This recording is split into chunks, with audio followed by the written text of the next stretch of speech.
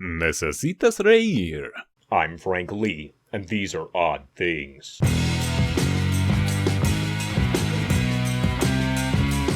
This odd thing was brought to my attention by Yeticast during the Great Banana War of 20.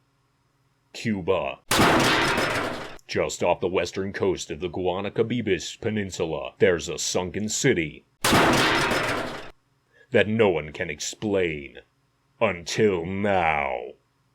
When I initially heard about this story, I chartered a jet to Florida, and, at my dismay, my private submarine was under repairs. So, I had to improvise. After being offered a dinghy, I said, "Ha-ha, I'd rather swim." I made it to Cuba in less than 2 hours, after making landfall in the land of classic cars and colorful buildings. I made my way to Sandino. Sandino is a city in the middle of the Guanacabibis Peninsula. I arrived in Sandino, only to my dismay they could not rent me a rebreather so I could comfortably go down and investigate the ruins. So I had to improvise. After stuffing myself with 3 pounds of tres leche cake and 1.5 gallons of El Presidente, I hatched a plan to get to the sunken city off Cuba. I decided I was going to free dive. Local experts stated that it was impossible for the human body to withstand a free dive of 650 meters to reach the sunken city.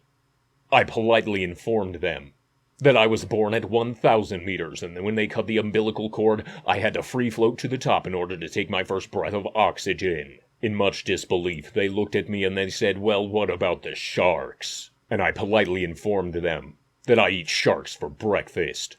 I once hand-wrestled and drug a great white shark out of the ocean just so I could have one tooth. After realizing their attempts to stop me are futile, the locals left me to my devices. So, I went to the western edge of the western coast of Cuba. I stripped down to my skivvies, with nothing but me and my Polaroid camera, where I took this photo. As you can see, there is a sunken city off of Cuba. I would like to personally note that because I did this free dive, I independently crushed both the free dive record and the breath hold record in one shot.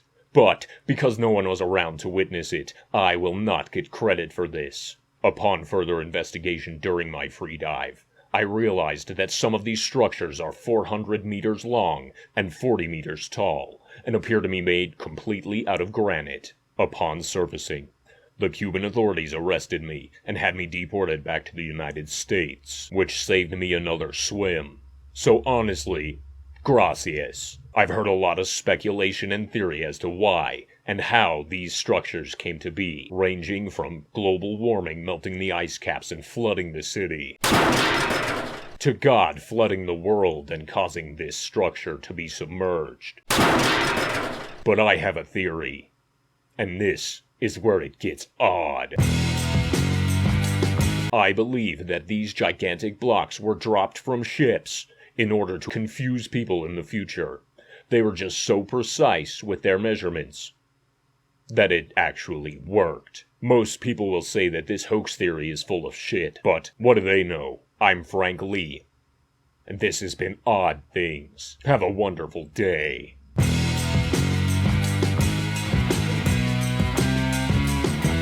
Oh, that was so fun!